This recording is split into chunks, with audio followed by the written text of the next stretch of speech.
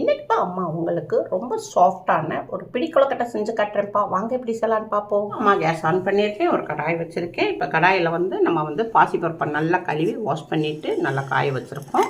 இதில் இருந்து ஒரு பிடி போட்டுக்குருவோம். இதை நல்லா வறுத்துக்குருவோம். பொன்னிறமாக கொஞ்சம் ஒரு 5 நிமிஷத்துக்கு வறுத்துக்குருவோம். இதை நம்ம பிளேட்டில் மாற்றிக்கிடுவோம். நம்ம ஒரு 1/2 டீஸ்பூன் அளவுக்கு நெய் விட்டுக்குருவோம். எள்ளையும் நல்லா வாஷ் பண்ணி காய வச்சுருக்கேன். எள்ளு ஒரு 2 ஸ்பூன் போட்டுக்குருவோம்.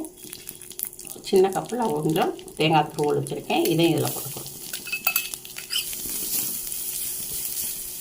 நிலக்கடலையை நல்லா இடிகளில் நல்லா கொஞ்சம் நுணுக்கி 1-2 நுணுக்கியிருக்கேன். இதையும் ஒரு 3 ஸ்பூன் அளவுக்கு போட்டுக்குருவோம். இதையும் இதில் போட்டு நல்லா வதக்கிக்கிறோம்.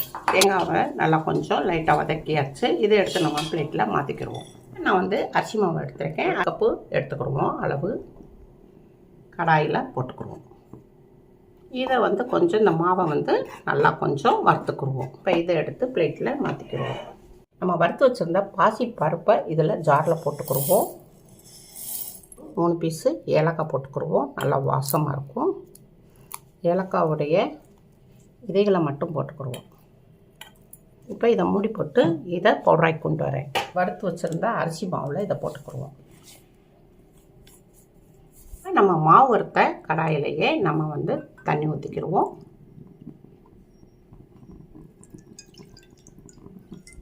ஒரு கப்பு மாவுக்கு 1/2 கப்பு தண்ணி ஊற்றிக்கிடுவோம்.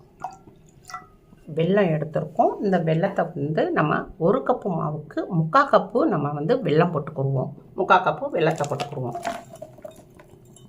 வாசத்துக்கு கொஞ்சோண்டு நம்ம நெய் போட்டுக்கிடுவோம். இப்போ அம்மா ஒரு பிஞ்ச் அளவுக்கு உப்பு போட்டிருக்கேன். எல்லாம் ஃபுல்லாக நல்லா மெல்ட் ஆகிருச்சு. நிறுத்துக்குருவோம்.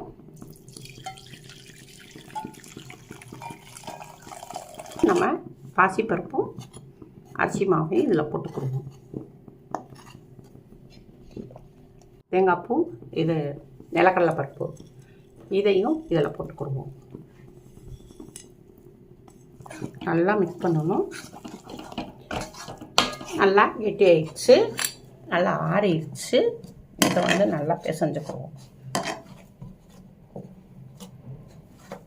மாவு நல்லா பிசைஞ்சாச்சு. நல்ல ஒரு சாஃப்டாக இருக்குது.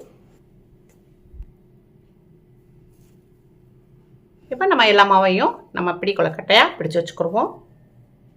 பிடிச்சி வச்சாச்சு கொழுக்கட்டையை. இதுக்கு மேலே இந்த மீதி இதையும் இதில் வச்சு விட்ருவோம்.